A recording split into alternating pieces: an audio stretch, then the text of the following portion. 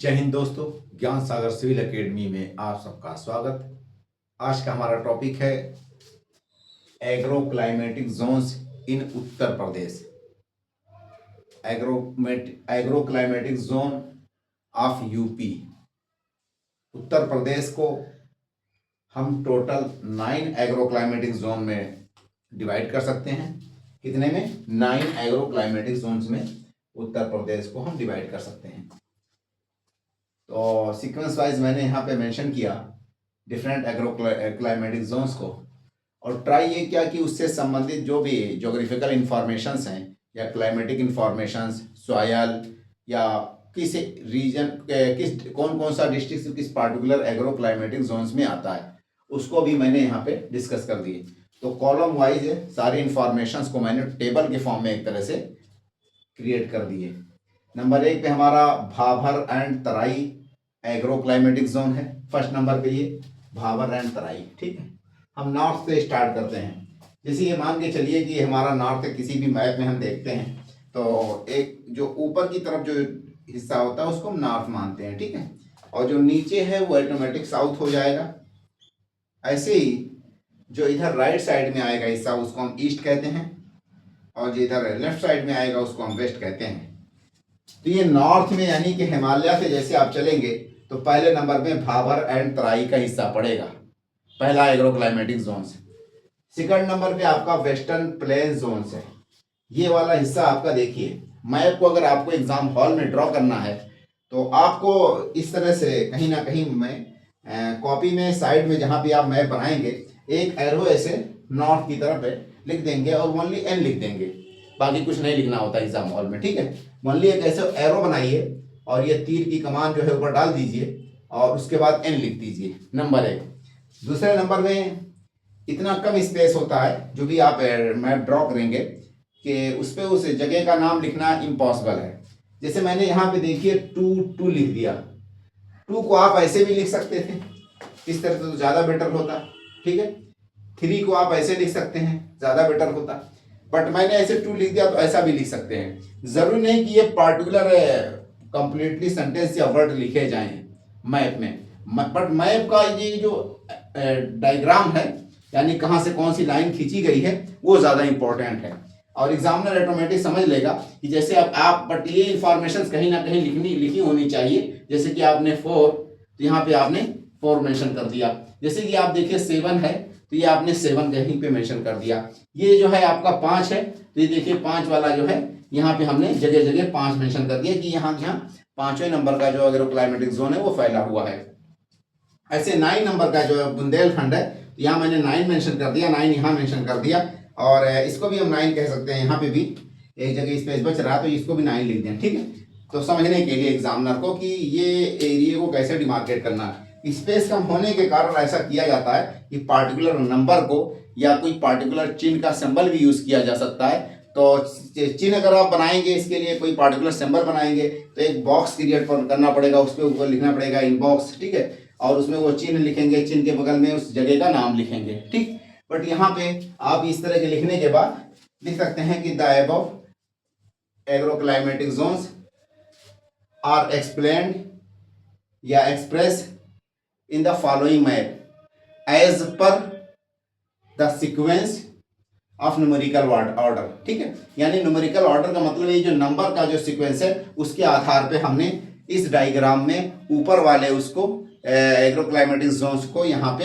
Express किया है या एक तरह से रिवील किया जा सकता है इसको। ठीक है, तो इस तरह से कुछ सिंबॉलिक इंफॉर्मेशंस आपको एग्जाम हॉल में यूज करने होते हैं, और मेंस की राइटिंग में ये सब चीज़ें आपको जानना जरूरी होती हैं कि मिनिमम वर्ड्स रिपीटेशंस नहीं होना चाहिए और मैक्सिमाइज हो जाए आपका इंफॉर्मेशन, ज़्यादा से ज़्यादा एक्सप्रेस हो जाए, ज़्यादा से ज़्यादा चीज़ें दिखाई जा सकें।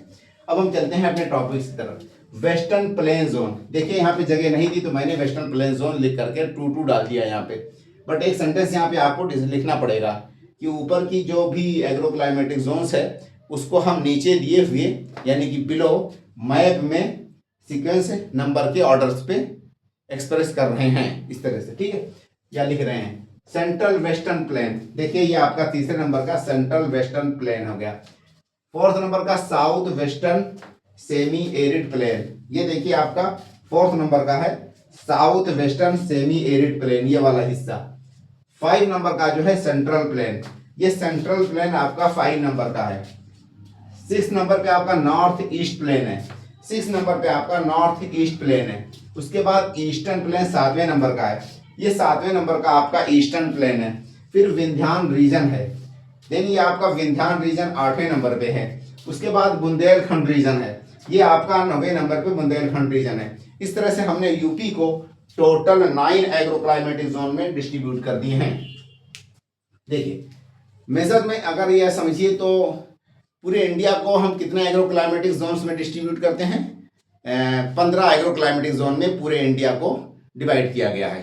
ठीक है, तो 15 एग्रो क्लाइमेटिक जोन में से मेजर 2 एग्रो क्लाइमेटिक जोन जो इंडिया लेवल पे जब हम उसका क्लासिफिकेशन करते हैं, वो दोनों एग्रो क्लाइमेटिक जोन जो है, देखिए ये आपका मिडिल गंगा प्लेन है और अपर गंगा प्लेन है, यहां से लेकर के यहां तक आपका अपर गंगा प्लेन और ये आपका मिडिल गंगा प्लेन है। ठीक है, अब इसमें एक भाबर का है जिसका कुछ हिस्सा भाबर तराई का आपका नदन हिमालय में आ जाएगा, और ये जो आप बुंदेलखंड का रीजन है, जब इंडिया का आप एग्रो क्लाइमेटिक जोन क्लासिफिकेशन देखेंगे तो उस कंडीशन में बुंदेलखंड का कोई जोन नहीं होता है, वो आपका जो सेंट्रल मालवा प्लेटू वाला जो एरिया है उसी में इसको इंक्लूड किया जाता है। ठीक है, बट अगर वनली यूपी की बात कही जाए तो यूपी के पॉइंट ऑफ व्यू से हम टोटल 9 एग्रो क्लाइमेटिक जोन्स को में यूपी को क्लासीफाई कर सकते हैं।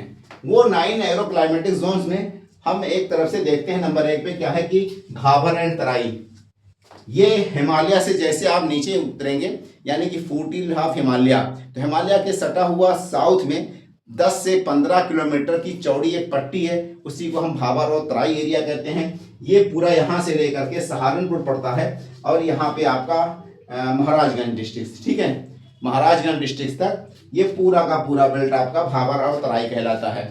पहले नंबर पे भाबर पड़ेगा हिमालय से निकलते ही, उसके बाद आपका तराई का एरिया पड़ेगा।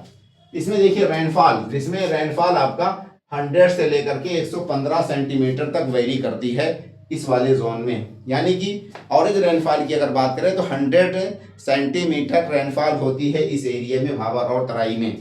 देखिए रेनफॉल को हम या तो सेंटीमीटर में या इंच में दर्शाते हैं। ठीक है, कहीं कहीं इंच में लिखा रहता है, कहीं कहीं सेंटीमीटर में, जैसे कि 2.5 सेंटीमीटर का 1 इंच होता है। ठीक, और कभी कभी रेनफॉल को हम मिलीमीटर में लिख देते हैं, तो 10 मिलीमीटर का क्या है 1 सेंटीमीटर होता है। तो अगर इसको मिलीमीटर में लिखना होता तो 100 को हम किस में लिख देते 1000, ठीक है, और 115 को लिख देते 115 के बाद 0 लगा देते, ठीक है, तो वो मिलीमीटर में कन्वर्ट हो जाता है ऑटोमेटिक। यहाँ पे हमने सेंटीमीटर्स में ही, क्योंकि आसानी से समझने के लिए सेंटीमीटर में ही लिखी है आपको इन्फॉर्मेशन। तो यहाँ पे आपका क्या है कि orange annual rainfall Bhabar and Terai area का ये आपका डिस्कस है। नेक्स्ट पॉइंट क्या है कि टाइप्स ऑफ क्लाइमेट। देखिए क्लाइमेट, पूरे यूपी की क्लाइमेट्स को आप अगर देखेंगे तो उसको समझने की पहले कोशिश करिए। क्लाइमेट से सारे के सारे हमने रेनफॉल के आधार पे यानी मॉइस्चर कंटेंट के आधार पे, रेनफॉल के आधार पे ही यहाँ पे डिस्क्राइब किया है। मान लेते हैं कि एक ह्यूमिड है, ह्यूमिड का मतलब कि बहुत ज्यादा रेनफॉल होती है, बारिश होती है, उसको ह्यूमिड कहते हैं उस एरियाज को। दूसरे लास्ट में क्या होता है आपका ड्राई या एरिड, एरिड हो जाएगा यानी कि सबसे कम बारिश जहाँ होती हो। वो एरियाज जहाँ पे 25 सेंटीमीटर से कम बारिश होती है उस एरियाज को एरिड एरिया कहते हैं या डिजर्ट भी कहते हैं। क्या कहते हैं, लेस देन 25 सेंटीमीटर। अगर कहीं पे रेनफॉल 25 सेंटीमीटर से कम होती है तो उसको एरिड कहा जाता है। कहीं पे रेनफॉल अगर आपका 150 या 200 सेंटीमीटर होगी तो उस एरिया को ह्यूमिड कहा जाता है। ह्यूमिड का मतलब कि आपका 150 से ज्यादा या 100 से ज्यादा, 100 या उससे ज्यादा अगर रेनफॉल होगी तो उस एरिया को ह्यूमिड कहा जाएगा। ह्यूमिड के बाद जो है सब ह्यूमिड होता है। अगर यानी कि रेनफॉल ह्यूमिड से थोड़ा सा कम हो तो यहाँ पे हाई हो जाएगा। ये एरिया क्या है, ये हाई रेनफॉल, हाई रेनफॉल या मैक्सिमम। ये आपका जो है लो रेनफॉल का एरिया हो जाएगा, है नहीं, लो। अब देखिए रेनफॉल इधर आएंगे तो आपका ज्यादा है, इस एरिया में आपका कम है। अगर 25 से कम होता है रेनफॉल तो उस एरिया को हम एरिड कहते हैं ज्यादातर आमतौर पे। इस एरिया एरिड वाले को हम कह सकते हैं डिजर्ट भी। डिजर्ट भी। डिजर्ट दो तरह के होते हैं, एक हॉट डिजर्ट, एक कोल्ड डिजर्ट। कोल्ड डिजर्ट में आपको हमेशा वहां पे बर्फ जमा रहेगा, बारिश नहीं होगी, बर्फ ओला और ये सब क्या कहते हैं बर्फबारी होती रहेगी, स्नोफॉल होगा, उसकी वजह से बर्फ जम जाता है डिजर्ट में, ठीक है, कोल्ड कोल्ड डिजर्ट में। और अगर आपका हॉट डिजर्ट है तो वहां पे बारिश ना होने के कारण वो हॉट डिजर्ट हो जाता है, ठीक है। वहां पे टेम्परेचर बहुत ज्यादा होता है, एक्सेस टेम्परेचर, कि जितनी बारिश होती है वो सारा का सारा मॉइस्चर इवापोरेट होकर के हवा में उड़ जाता है, इसलिए सूख जाता है, तो इसको हम डिजर्ट कहते हैं। एरिड एरिया का मतलब डिजर्ट हो गया, यहाँ पे रेनफॉल आपका लेस देन 25 सेंटीमीटर है। सबसे कम देखेंगे आप यहाँ पे रेनफॉल हो रही है, सबसे ज्यादा रेनफॉल आपका ह्यूमिड एरिया में हो रही है। ह्यूमिड एरिया से थोड़ा सा कम अगर कहीं रेनफॉल होती है तो उसको सब ह्यूमिड कहते हैं। क्या कह सकते हैं आप? Sub humid. सब ह्यूमिड। सब ह्यूमिड का मतलब कि 75 या 70 से लेकर के 100 सेंटीमीटर तक अगर रेनफॉल हो तो उसको सब ह्यूमिड कह सकते हैं आप। ह्यूमिड का मतलब कि 100 से ज्यादा रेनफॉल हो उसको आप ह्यूमिड कह सकते हैं। देखिए एरिड। एरिड का मतलब क्या है कि जहां रेनफॉल 25 से कम होती हो, तो अगर 25 से कहीं ज्यादा भी हो सकती रेनफॉल, तो 25 से अगर कहीं ज्यादा रेनफॉल होती है तो उस एरिया को क्या कहेंगे आप?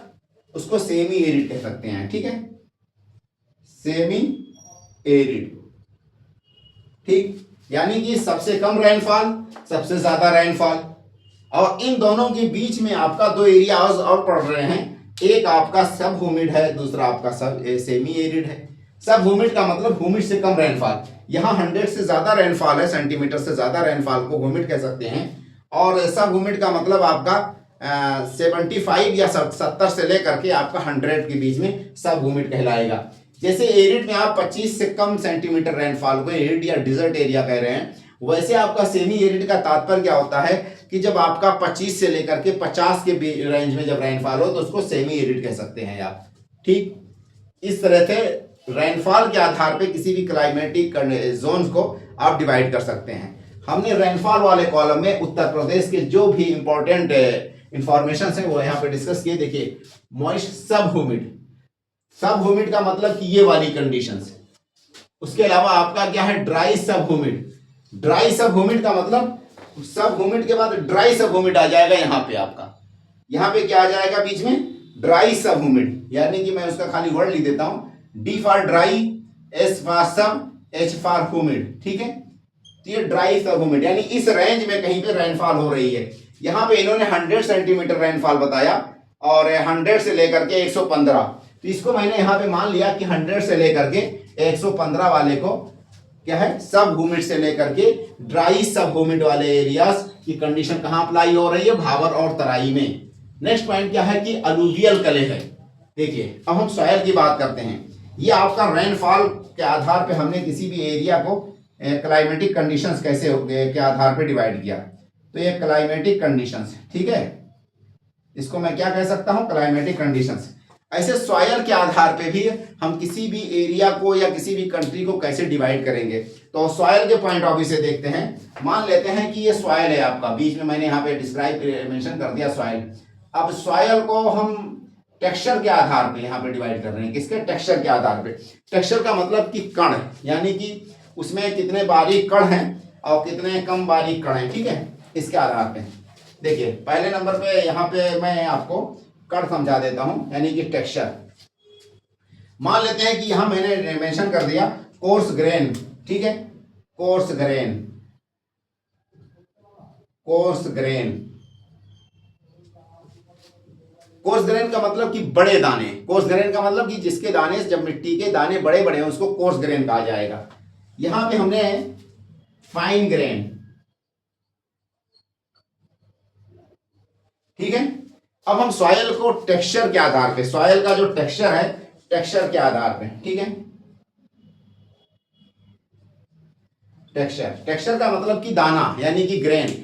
ग्रेन के आधार पे सॉइल को हम जब क्लासिफाई करते हैं कि कहते हैं कि सॉइल का टेक्सचर क्या है। अगर दाने बड़े हों किसी भी सॉइल के तो उसको क्या कह सकते हैं आप? Sand, Sandy soil. क्या कहलाता है वो? सैंड।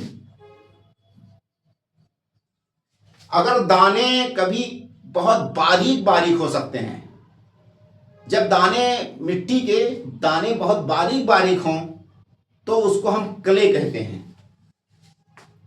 क्ले। जब मिट्टी के दाने यानी बहुत बड़े बड़े हों और बहुत बारीक बारीक हों, कुछ मिट्टी के दाने उनके बीच में होते हैं, यानी कि सैंड और क्ले के बीच की अगर कड़ी है मिट्टी के दानों की टेक्सचर की, तो उसको कहा जाएगा सिल्ट। क्या कहा जाएगा? सिल्ट कहा जाएगा। हो गया क्लियर? अब देखिए यहां पे मैंने बहुत सारी, देखिए मान के चलिए कि एक एग्जांपल मैं आपको देता हूं डायग्राम के थ्रू समझने के लिए। जैसे देखिए आप मान लेते हैं कि ये जो है लोम, यानी कि लोम, यहां पे मैं लिख देता हूं लोम सॉइल, ठीक है। लोम सॉइल को मैंने मेंशन किया। अब लोम सॉइल कौन सी सॉइल है? इसमें आपके जो कले हैं, कले के जो परसेंटेज है वो कितना रहेगा? कले हो गया एक, और एक आपका सैंड हो गया, और एक आपका सिल्ट हो गया। देखिए क्ले, सैंड एंड सिल्ट, जिस मिट्टी में, जिस मृदा में ये तीनों एक पार्टिकुलर प्रोपोर्शन में पाए जाएं, सैंड, सिल्ट एंड क्ले, उस मृदा को, उस मिट्टी को क्या कहते हैं? लोम सॉइल कहते हैं। लोम, अगर बेस्ट एग्जांपल के तौर पे देखा जाए तो क्ले का जो परसेंटेज है वो अप्रोक्सीमेट 20% होगा, बाकी रिमेनिंग 40% सैंड होगा यहां पे, और 40% आपका सिल्ट होगा। मिट्टी में अगर वनली और वनली क्ले है तो वो फर्टाइल मिट्टी नहीं मानी जाएगी। किसी भी मिट्टी के टेक्सचर में अगर वनली सैंड है तो वो फर्टाइल नहीं मानी जाएगी, अगर वनली सिल्ट है तो भी नहीं मानी जाएगी। इन तीनों का पार्टिकुलर प्रोपोर्शन होना ही फर्टाइल मिट्टी कहलाएगी, फर्टाइल मृदा या फर्टाइल सॉइल कहलाएगा। एक पार्टिकुलर पोर्शन में जब सॉइल का टेक्सचर आधारित हो सैंड, सिल्ट और क्ले पे, तभी उसको फर्टाइल मिट्टी कहेंगे। कारण क्या है? उसके पीछे लॉजिक है। एक तो आपका इरिगेशन, मतलब कि वाटर रिटेंशन कैपेसिटी, और दूसरा एरिएशन। क्या है? Water retention capacity. क्ले, इसके दाने बहुत बारीक बारीक होते हैं, जिसके कारण ये अपने अंदर ज्यादा दिनों तक पानी को एब्जॉर्ब करके रखती है। क्ले, इसकी क्वालिटी क्या होती है क्ले की? बहुत ज्यादा दिनों तक अपने अंदर पानी को एब्जॉर्ब करके रखेगी, तो इरिगेशन की कम जरूरत पड़ेगी। कम इरिगेशन से या कम रेनफॉल से आप फसल की अच्छी उगाई कर सकते हैं या पैदा कर सकते हैं, तो उसको कहा जाएगा क्ले, क्योंकि इसके अंदर high retention, water retention capacity. Clay में क्या होता है? High water retention capacity. Sand, sand की क्वालिटी क्या होती है कि वाटर बहुत आसानी से ट्रिकल डाउन हो जाएगा, पेनिट्रेट कर जाएगा अंडरग्राउंड में। जैसे आप इरिगेशन करेंगे या रेनफॉल होगा, सैंड के दाने बड़े बड़े होते हैं, वो सारा का सारा पानी जमीन में चला जाएगा, इसलिए वनली सैंड होना हार्मफुल है। बट सैंड का दूसरा जो है, जो एडवांटेज है, वो एरिएशन में। एरिएशन का मतलब क्या होता है? एरिएशन, एरेशन का मतलब एयर यानी हवा आसानी से उसके दानों में चली जाए। जब दाने बड़े बड़े हों और दाने दूर दूर हों, जिस तरह से सैंड की क्वालिटी होती है, तो ये एरेशन में बहुत सपोर्टिव होता है। यानी कि एटमॉस्फेयर से जो भी गैसेस हैं, खासकर नाइट्रोजन, वो उसमें आसानी से घुल मिल जाएगी, आसानी से जमीन के भीतर मृदा में नाइट्रोजन कब जाएगा? जब ये सैंडी सॉइल होगा। तो सैंडी का एक एडवांटेज भी है और एक डिसएडवांटेज है। इस डिसएडवांटेज को रोकने में सपोर्ट कौन करती है? क्ले करती है, क्योंकि ये वाटर को ज्यादा दिनों तक रिटेन करती है। वहीं ये वाटर को रिटेन नहीं करती, बट एरिएशन का काम करती है। मतलब एटमॉस्फेयर से नाइट्रोजन को ले करके अपने पास, क्योंकि दाने बारीक बारीक नहीं होते, बड़े बड़े होते हैं सैंड के दाने, यानी कि बालू, सैंड मतलब बालू, रेता, ठीक है, रेता टाइप जिसकी सॉइल की मिट्टी हो, तो वो बारीक बारीक दाने नहीं होते हैं, बड़े बड़े दाने होते हैं सैंड में। तो आसानी से नाइट्रोजन उसमें घुस जाएगा और अंदर जाकर के स्टॉक हो जाएगा, स्टोर हो जाएगा, उसको हम सैंड कहते हैं। नेक्स्ट आपका सिल्ट। सिल्ट जो है क्ले और सैंड के बीच वाली कड़ी होती है, वो उन दोनों को आपस में मिलने घुलने में, जकड़ने में, जकड़ या पकड़ बनाने में सपोर्ट करती है। तो अब यहाँ पे दो चीजें हो गई, एक वाटर रिटेंशन कैपेसिटी का मामला सॉल्व हो जाएगा जो कि आपका क्ले और सिल्ट मिल करके कर रहे हैं। उसके अलावा एरिएशन यानी एटमॉस्फेयर से नाइट्रोजन आसानी से इसमें चला जाए और अंदर तक वो पेनिट्रेट कर जाए। तो ये सैंड कर रहा है क्योंकि उसके दाने आसपास में नहीं है, दूर दूर हैं दाने, दाने बड़े बड़े हैं। तो एरिएशन का काम हो या वाटर रिटेंशन का वर्क हो, ये दोनों वर्क ही जिस भी मृदा में, जिस भी सॉइल में आसानी से होगा, सपोर्टिव लेवल पे होगा, उसी मृदा को हम फर्टाइल सॉइल कहते हैं। अब हम चलते हैं अपने टॉपिक्स की तरफ। देखिए यहां पे अलुवियल क्ले है। अलुवियल क्ले का मतलब कि ये मात्रा ज्यादा है क्ले वाले, क्ले का मतलब फाइन ग्रेन, बारीक दानों वाले सॉइल की मात्रा ज्यादा है। कहां पे? आपका तराई वाले बेल्ट में। ऐसा क्यों है? वजह यह है कि जो तराई का बेल्ट है वहां पे मॉइस्चर बहुत ज्यादा जमा रहता है, तो सारी चीजें वहां पे सड़ती गलती रहती हैं, तो ह्यूमस क्वांटिटी बहुत ज्यादा हो जाएगा, जिसके कारण बहुत बारीक बारीक दाने हो जाएंगे सॉइल के, मिट्टी के, जब सड़ने गलता रहेगा बार बार ज्यादा दिनों तक। इसीलिए आपका जो भाबर है इसमें सैंडी सॉइल आप पाएंगे, बट तराई में जैसे आएंगे तुरंत आपको क्ले वाला अलुमियम मिलेगा। अलुवियम से तात्पर्य क्या होता है? जो भी मिट्टी रिवर के द्वारा पहाड़ों से ला करके प्लेन एरियाज में स्प्रेड कर दिया जाता है उसको अलुवियल सॉइल या अलुवियम सॉइल कहते हैं। जो भी मिट्टी या मृदा पहाड़ों से इरोड करके, ट्रांसपोर्ट करके रिवर के द्वारा प्लेन एरियाज में स्प्रेड कर दिया जाता है उसको अलुवियल सॉइल कहते हैं। तो यहां पे आपका ये जो तराई वाला बेल्ट है इसमें क्ले वाले की मात्रा ज्यादा होगी। वजह क्या है?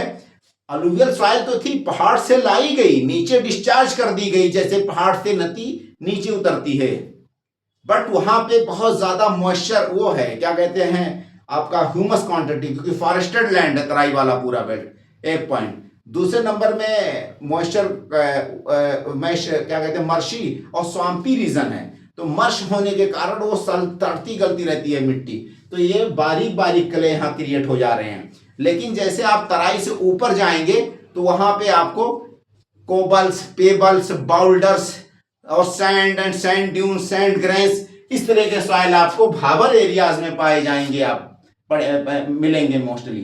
ठीक है, तो ये सॉइल हो गई। Next point. अब देखिए इसमें दो क्रॉप्स मैंने मेंशन किया, एक राइस एंड शुगर कैन। बाद के दिनों में यहाँ पे वीट भी बहुत ज्यादा प्रचलन में हो गया है, तो आज के समय हम यहाँ पे वीट भी मेंशन कर सकते हैं। ठीक है, तो ये rice, sugar cane and wheat.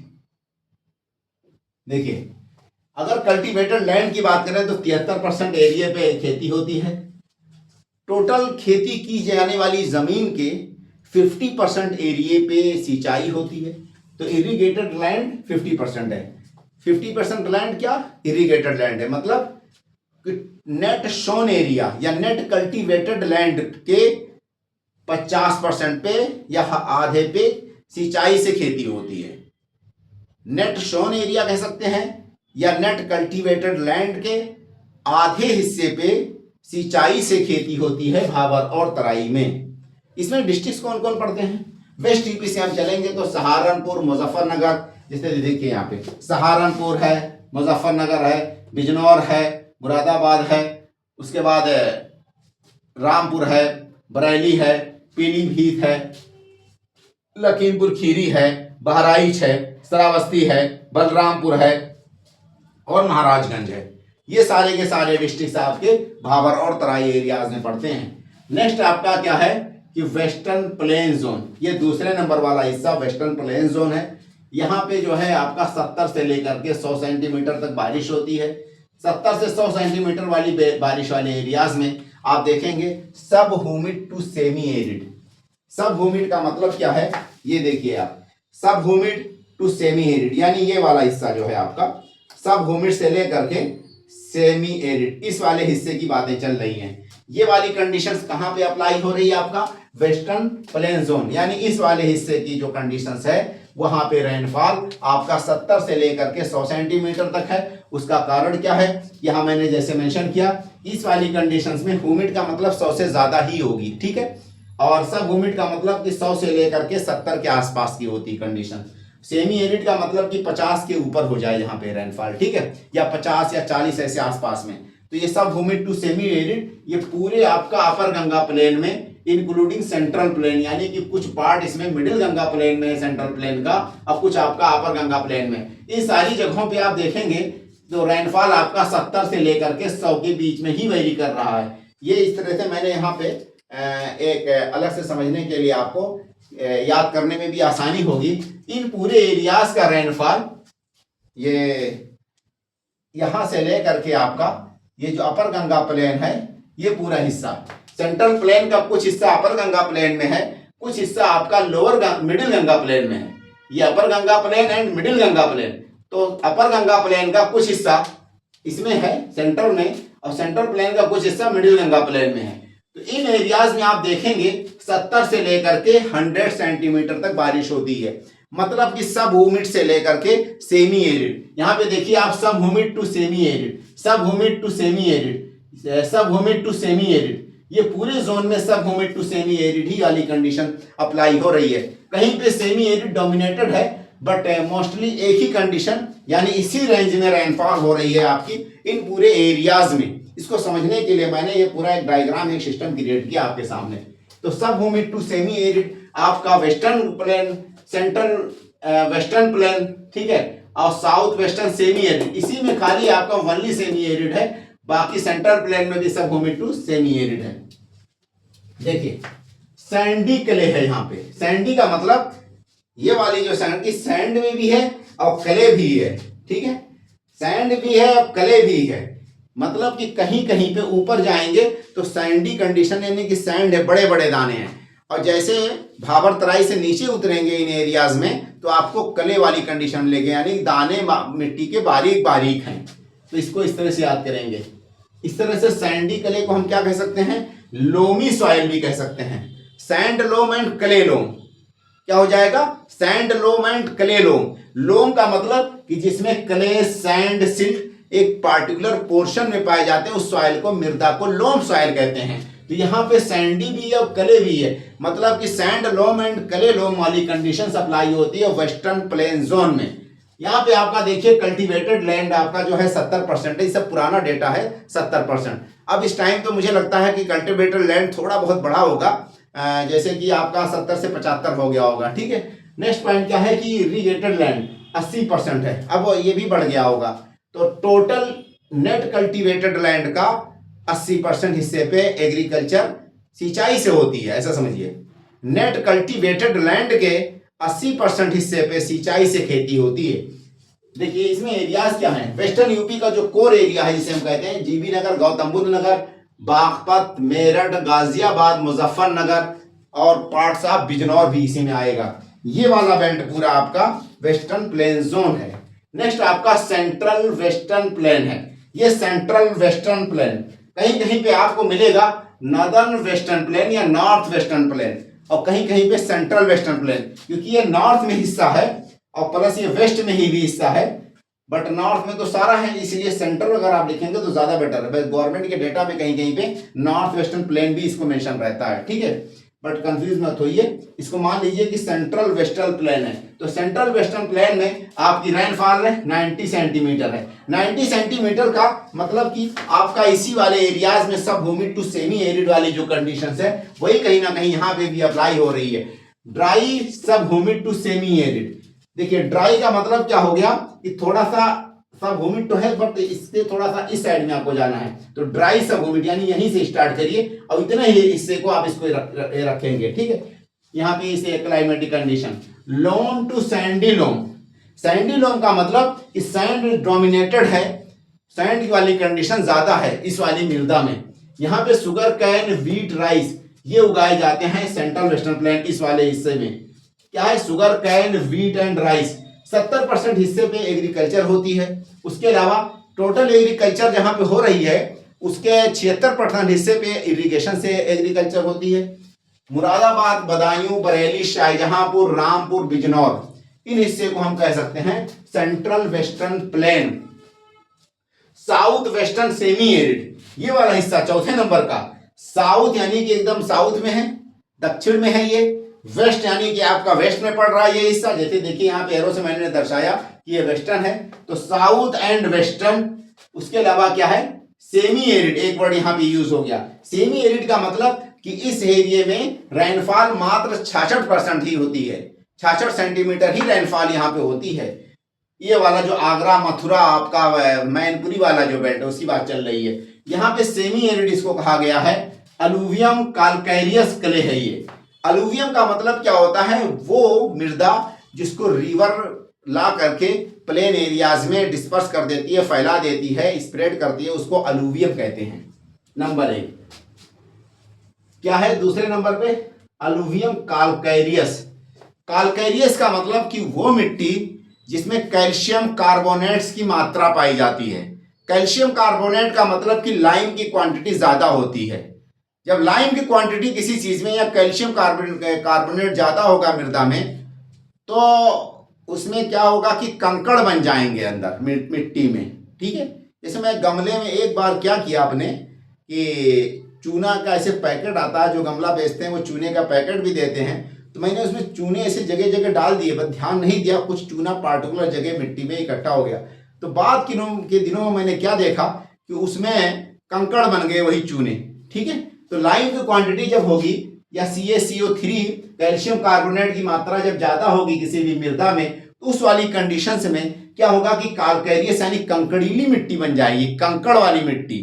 ठीक, यहाँ पे देखिए मेनली 2 क्रॉप पैदा होते हैं आपके आगरा मथुरा वाले इलाके में, जिसे बरज रीजन भी कह सकते हैं। ये वीट एंड ज्वार, वीट और ज्वार ही मेनली इन एरिया में पैदा होता है। सप्लीमेंट के तौर पे आपका ग्राम और तिलहन भी पैदा होते हैं। देखिए इसमें आपका 69 यानी 69% हिस्से पे ही लोग खेती करते हैं, मात्र 69% हिस्से पे यहाँ पे खेती होती है। और टोटल खेती की जाने वाली जमीन के 74% हिस्से पे ही खाली रेनफॉल सॉरी इरिगेशन यहाँ पे होता है। इसी हिस्से की अगर हम बात करें यहाँ पे, तो आप चौथे नंबर में देखेंगे साउथ वेस्टर्न सेमी एरिड वाला जो एरिया है, यहाँ पे आगरा मथुरा मेनली क्या है, बरज एरिया जिसे कहते हैं। मैनपुरी इटावा कानपुर तक ये हिस्सा फैला हुआ है। बदायूं अलीगढ़ में है, ईटा आपका फर्रुखाबाद एंड कन्नौज। ठीक है, तो कन्नौजी जहां बोली जाती है और जहां पे बरज बोली जाती है उस हिस्से में तो मैंने सेमी एरिड लिख दिया। खासकर आपका मथुरा और आगरा तो वहां पे रेनफॉल 66 से भी कम होती है। ठीक है, ये आपको याद करना है। सबसे कम रेनफॉल कहां पे होती है यूपी में, आगरा या मथुरा में। सबसे ज्यादा कहां होती है, गोरखपुर में होती है। देखिए सेंट्रल प्लेन, सेंट्रल प्लेन का नंबर 5वें नंबर का जो मैंने दर्शाया मैप में, ये सेंट्रल प्लेन है। यहाँ पे रेनफॉल आपका 97 सेंटीमीटर्स होती है। जैसे मैंने पहले ही मेंशन कर दिया 70 से लेकर के 100 के बीच में ही यहाँ पे रेनफॉल हो रही है। खाली ये सेमी एरिड आगरा मथुरा वाला हिस्सा को आप हटा देंगे तो सब जगह सेम कंडीशन सप्लाई हो रही है। तो यहाँ पे सेंट्रल प्लेन में 97% रेनफॉल हो रही है। इस वाले प्लेन में आप देखेंगे, यहाँ पे देखिए कुछ हिस्सा कानपुर का भी था और कुछ हिस्सा कानपुर का आपका कानपुर देहात का आपका सेंट्रल प्लेन में भी पड़ता है। उसके अलावा ये कानपुर से लेकर के प्रयाग राज तक फैला हुआ है। और इसी हिस्से में आपका कन्नौज का कुछ हिस्सा है, प्रतापगढ़ है, लखनऊ है, बाराबंकी, हरदोई, खीरी, पीलीभीत। इस तरह के एरियाज आपके सेंट्रल प्लेन में पड़ते हैं। सेंट्रल प्लेन में आपका रेनफॉल 97 सेंटीमीटर है, मतलब कि 100 सेंटीमीटर से थोड़ा सा कम है। इसका मतलब ये हिस्सा भी कहीं ना कहीं इसी एरिया में सब ह्यूमिड वाली कंडीशंस में अप्लाई होगा और सेमी एरिड से ज्यादा यानी इस साइड में थोड़ा सा डाइवर्ट होगा। तो ये आपका dry sub humid to semi arid. ठीक है, यानी कि ये सब ह्यूमिड से लेकर के सेमी एरिड इसी बीच में थोड़ा इधर ही कहीं ना कहीं इस हिस्से को हम कह सकते हैं कि आपका सेंट्रल प्लेन का क्लाइमेटिक कंडीशंस है। अलुवियम कैलकैरियस सैंडी लोम्स, अगर सॉइल की बात करते हैं तो यहाँ पे ये लोम होगा, है ना, लोम नहीं लोम। देखिए अलुवियम, अलुवियम का मतलब कि रिवर के द्वारा मिट्टी ला करके रिचार्ज की जाती हो। नेक्स्ट पॉइंट आपका कैलकैरियस, वही कंकड़ीली टाइप मिट्टी यहाँ भी पाई जा रही है। उसके अलावा सैंडी लोम भी है। सैंडी लोम का मतलब कि सैंड की क्वांटिटी ज्यादा है। ठीक है, ये मिट्टी की कंडीशंस हो गई। यहाँ पे वीट, राइस, शुगर, दलहन, तिलहन इस तरह की फसलें उगाई जाती हैं। 62% हिस्से पे मात्र खेती करते हैं ये लोग। जबकि आपका सेमी एरिड यानी कि आपका आगरा मथुरा वाले में 69% हिस्से में खेती होती थी। यानी खेती आगरा मथुरा वाले हिस्से में, अलग बात है कि पानी की कमी है, यहाँ पे 66% हिस्से में आपकी बारिश हो रही, मतलब सेंटीमीटर बारिश होती है। ये 97 नियर बाई 100 सेंटीमीटर बारिश होती है, जो कि आपका शुगर कैन और राइस दोनों के लिए सफिशियंट अमाउंट रेनफॉल है। फिर भी यहाँ पे मात्र 62% हिस्से में आपकी खेती होती है, और टोटल खेती की जाने वाली जमीन पे आप मात्र 56% पे ही आप सिंचाई कर सकते हैं यहाँ पे। तो 56% नेट शोन एरिया पे के सिंचाई होती है इस एरिया में। इसमें कानपुर, प्रयागराज, उन्नाव, कन्नौज, प्रतापगढ़, लखनऊ, बाराबंकी, हरदोई, लखीमपुर खीरी और पीलीभीत जैसे एरियाज पड़ते हैं या डिस्ट्रिक्ट पड़ते हैं। नेक्स्ट पॉइंट आपका, अब मिडिल गंगा की तरफ मूव करिए। ये सेंट्रल प्लेन का कुछ हिस्सा मिडिल गंगा प्लेन में भी पड़ेगा आपका। तो नंबर 1 पे क्या है, north eastern plane. North eastern plane का मतलब कि गोंडा, बस्ती, बहराइच, देवरिया और सिद्धार्थनगर, ठीक है, गोरखपुर, ये वाले बेल्ट की बात चल रही है, नॉर्थ ईस्टर्न प्लेन। ये देखिए ये नॉर्थ में है, नॉर्थ ऊपर की तरफ है। ये हिस्सा इधर जितना भी है आपका पूर्वांचल है, यानी कि पूर्व वाला हिस्सा है। तो ये नॉर्थ और ईस्ट वाले प्लेन को हमने क्या कहा, north eastern plane. North eastern plane में रेनफॉल देखिए आपका सिग्निफिकेंट अमाउंट है, यानी 121 सेंटीमीटर रेनफॉल होती है। इसका मतलब कि ये ह्यूमिड टू सब ह्यूमिड ही कहीं ना कहीं आपकी रहेगी। देखिए moist sub humid to dry sub humid, ठीक है। तो ये मॉइस्ट है sub humid to dry sub humid. Moist का मतलब क्या हो गया, ये सब ह्यूमिड से भी ज्यादा बारिश हो, यानी कि 150 से 100 सेंटीमीटर के बीच में यहाँ पे बारिश हो रही है। मॉइस्ट का मतलब 150 से भी ज्यादा, और वनली ह्यूमिड कहिए तो आप 100 मान लीजिए। तो moist sub humid to dry sub humid, इस एरियाज में कहीं कहीं बारिश थोड़ा नीचे वाले हिस्से में आएंगे यहाँ पे, तो बारिश ड्राई सब ह्यूमिड हो जाएगा, ठीक है। अलुवियल कले, अलुवियल कले का मतलब क्या है, कले का मतलब यह है कि बारीक दाने तो हैं, बट वो रिवर के द्वारा ला करके मिट्टी बनाए गए हैं सारे के सारे। 70% हिस्से में यहाँ पे आपका बारिश होती है, सॉरी ये वाला है सैंडी कले यानी नॉर्थ ईस्टर्न प्लेन, ठीक है।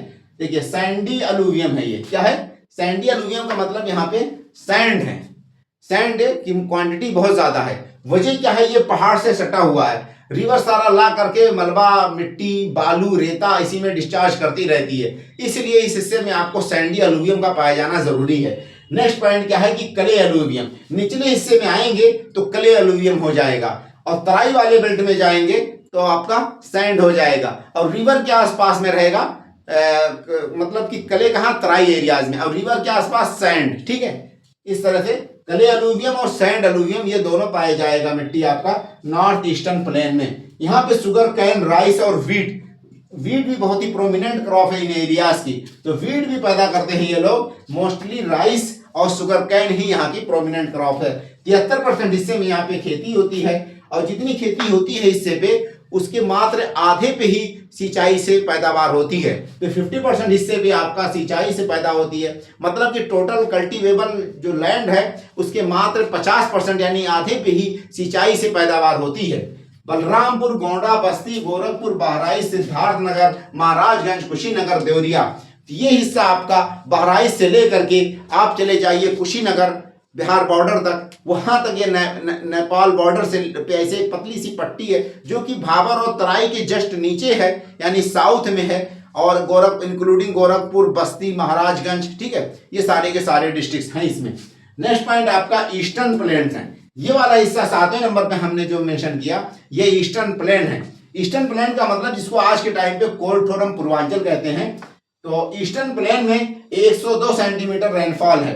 इस वाले में नॉर्थ ईस्टर्न पे आपका 121 सेंटीमीटर रेनफॉल है, यहाँ पे 102 सेंटीमीटर रेनफॉल है। उसका कारण क्या है कि पूरी की पूरी यूपी में जो रेनफॉल या इंडिया में मैक्सिमम रेनफॉल ओरोग्राफिक रेनफॉल होता है। यूपी का 90% रेनफॉल ओरोग्राफिक होता है, जो कि मानसून रेन के कारण ही बारिश होती है। जो बे ऑफ बंगाल से मॉइस्चर आता है वो जा करके हिमालय में टकराता है। कहाँ पे टकराता है, हिमालय यानी कि अपर हिमालय, अपर हिमालय में टकराता है, उसके बाद सबसे ज्यादा बारिश मिडिल हिमालय में करती है, उसके बाद शिवालिक में करती है, उसके बाद आपका भाबर में बारिश होगी, उसके बाद तराई में बारिश होगी। तराई के बाद जितना आप साउथ में जाएंगे उतनी रेनफॉल घटती चली जाएगी। इसीलिए इस एरियाज में आपको 121 सेंटीमीटर रेनफॉल मेंशन किया गया, इस एरियाज में 102 सेंटीमीटर रेनफॉल मेंशन किया गया है। विंध्याचल में आपका और कम रेनफॉल हो जाएगा, बट यहाँ पे मॉइस्चर की क्वांटिटी और उसका डायरेक्शन जो है और नियर बाय ये कहीं ना कहीं इसके है, यानी बे ऑफ बंगाल के, इसीलिए इसके मुकाबले में यहाँ पे थोड़ी सी बारिश ज्यादा हो जाएगी। दूसरे नंबर में ग्रीनरी यानी फॉरेस्टेड लैंड है, इसलिए बारिश की संभावनाएं ज्यादा बढ़ जाती हैं ऐसे एरियाज में। तो ये ईस्टर्न प्लेन में इन दोनों के एरिया के कंपैरिजन में रेनफॉल सबसे कम ईस्टर्न प्लेन में होगी। यहाँ पे ज्यादा क्यों होगी? सबसे ज्यादा रेनफॉल जो गोरखपुर में होती है उसका मुख्य कारण यही है कि एक तो ये आपका बे ऑफ बंगाल के पास में है, दूसरे नंबर में ओरोग्राफिक रेनफॉल यानी कि हिमालय के पास में पड़ेगा जो हिस्सा, वहां ज्यादा रेनफॉल होगी। जितने साउथ में जाएंगे रेनफॉल घटती जाएगी, एक तो ये पैमाना है। दूसरे नंबर में इन एरियाज में एक पार्टिकुलर जो डायरेक्शन होता है मूवमेंट ऑफ द विंड्स, ठीक है, मानसून विंड्स का, वो भी कहीं ना कहीं उसका डायरेक्शन इस साइड में ज्यादा होता है, ये सेंट्रल इंडिया के करीब पड़ जाता है या बे ऑफ बंगाल के पास पड़ जाता है, इसीलिए यहाँ ज्यादा बारिश होती है इसके मुकाबले में। और यहाँ जो ज्यादा बारिश होती है इसलिए कि नियर बाई हिमालय है। तो ईस्टर्न प्लेन की बात चल रही है, यहाँ पे 102 सेंटीमीटर रेनफॉल होती है, मतलब कि आपका ह्यूमिड सब ह्यूमिड के आसपास कहीं ये हिस्सा पड़ेगा। अब देखते हैं, देखिए dry sub humid to moist sub humid, dry sub humid to moist sub humid. Moist का मतलब कि 100 से प्लस, ठीक है। अलूवियल क्ले है, क्ले का मतलब कि बारीक दाने वाले सॉयल डोमिनेटेड है इस एरियाज में। वीट और राइस यहाँ पे पैदा किए जाते हैं, यहाँ की प्रोमिनेंट क्रॉप है, स्टेपल क्रॉप क्या वीट एंड राइस है। 70% हिस्से पे यहाँ के लोग खेती करते हैं और टोटल खेती की जाने वाली जमीन के 80% हिस्से पे यहाँ के लोग सिंचाई करते हैं। बहुत भारी मात्रा में देखिए सिंचाई के यहाँ पे साधन है। देखिए मऊ, गाजीपुर, आजमगढ़, जौनपुर, बाराबंकी, सुल्तानपुर, वाराणसी, ये एरियाज कहीं ना कहीं आपके इसमें इंक्लूड किए जाते हैं। मऊ, गाजीपुर, आजमगढ़, जौनपुर, बाराबंकी, सुल्तानपुर, वाराणसी। नेक्स्ट पॉइंट आपका विंध्यान रीजन है। विंध्यान रीजन की अगर हम बात करते हैं तो ये वाला जो बेल्ट है 8वें नंबर का जो मैंने मेंशन किया, ये विंध्यान रीजन कहलाता है। विंध्यान रीजन में आपका 113 सेंटीमीटर रेनफॉल होती है, जो कि आपका नॉर्थ यानी इस वाले हिस्से से कम होगी क्योंकि ये जस्ट हिमालय के पास है, बट ये नियर बाई है किसके? बे ऑफ बंगाल के, ठीक है। इसलिए विंड का जो डायरेक्शन है वो भी डिसाइड करता है रेनफॉल का, तो इससे कम होती है विंध्यान में, बट इस वाले हिस्से से ज्यादा होती है, ठीक है। 7वें नंबर से ज्यादा होगी किसमें? 8वें वाले नंबर पे। 8वें नंबर का आपका विंध्यान रीजन है। 113 सेंटीमीटर यहाँ पे रेनफॉल होती है, सिमिलर टू ईस्टर्न यूपी। सारी कंडीशन आपकी इस वाली कंडीशन में ही अप्लाई हो रहा है जो ईस्टर्न प्लेन है आपका। ईस्टर्न प्लेन की तरह ही, ईस्टर्न प्लेन है ना, not eastern UP, eastern plane, eastern plane ये हो जाएगा आपका ईस्टर्न प्लेन, है ना। ईस्टर्न प्लेन का मतलब यही हुआ कि आपका moist sub humid to sub humid, यानी कि इस रेंज में कहीं पे यहाँ पे रेनफॉल की वजह से यहाँ पे जो है इसका क्लाइमेटिक कंडीशंस ये कुछ होगा। देखिए ब्लैक एंड रेड, यहाँ पे ब्लैक सॉइल भी है और रेड सॉइल भी पाई जाती है, ठीक है। ब्लैक सॉइल भी है और रेड सॉइल आपका विंध्यान में पाई जा रही है। राइस यहाँ की प्रोमिनेंट क्रॉप है। लेस देन 1/3 हिस्से पे यहाँ पे एग्रीकल्चर होता है। उसका कारण क्या है? इस एरिया के मोर देन 40% हिस्से पे क्या है? फॉरेस्टेड लैंड है। जैसे देखिए यहाँ पे मैंने मेंशन किया 40% हिस्सा क्या है? फॉरेस्टेड है ये विंध्यान वाले का। तो विंध्यान वाला जो रीजन है 40% से ज्यादा हिस्सा जब फॉरेस्टेड हो जाएगा तो आपके पास कितना बचेगा? मात्र 60% बचेगा। तो उस 60 का जो बच रहा है उसके आप 35% या 33% हिस्से पे ही खेती होगी। और जब 33% हिस्से पे खेती हो रही है तो उसका 1/3 जो जितने पे खेती हो रही है उसका 1/3 पे मात्र इरिगेशन से आपकी खेती हो रही है। एक बार मैं इसको और एक्सप्लेन करता हूं। देखिए विंध्यान रीजन यहाँ पे रेनफॉल आपको 113 सेंटीमीटर होती है।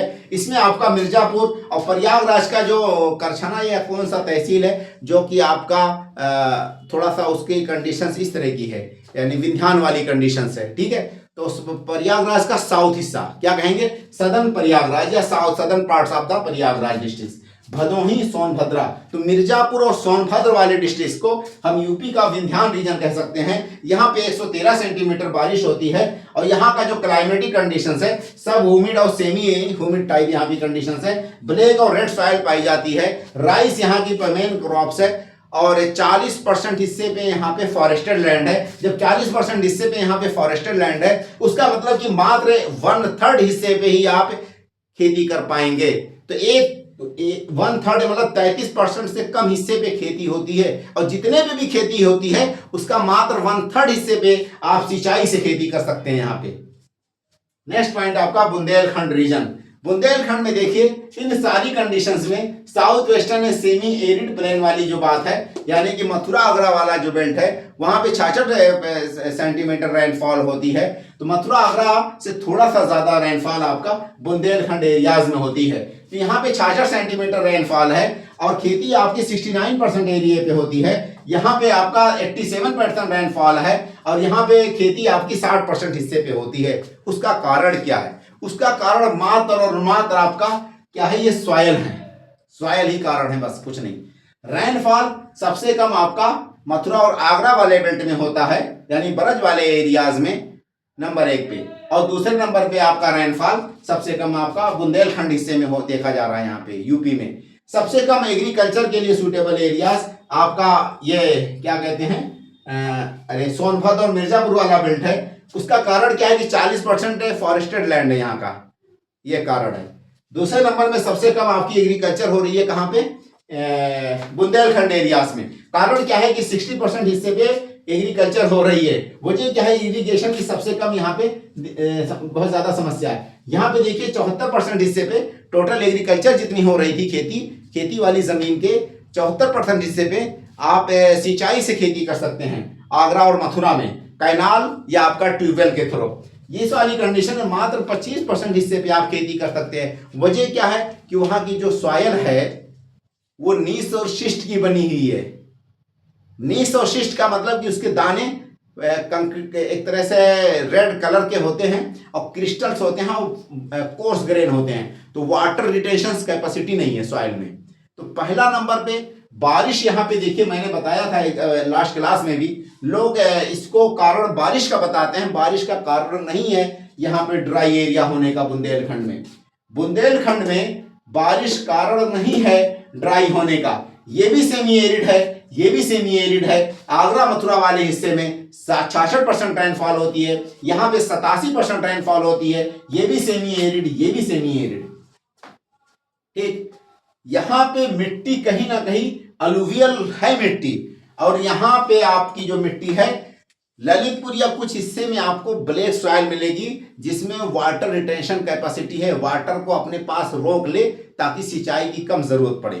ठीक, मात्र ललितपुर में या कुछ हिस्सों में बुंदेलखंड के ब्लैक सॉइल है, बाकी हिस्से में नीस और शिष्ट की बनी हुई जो ग्रेनाइट रॉक होता है। ग्रेनाइट रॉक जब वेदर्ड हो जाता है उसके बाद उसके जो दाने बनेंगे वो बहुत ही बड़े बड़े दाने हैं कि उसमें वाटर रिटेंशन कैपेसिटी नहीं है, मॉइस्चर ज्यादा दिनों तक सॉइल एब्जॉर्ब करके नहीं रह सकती। नंबर 1।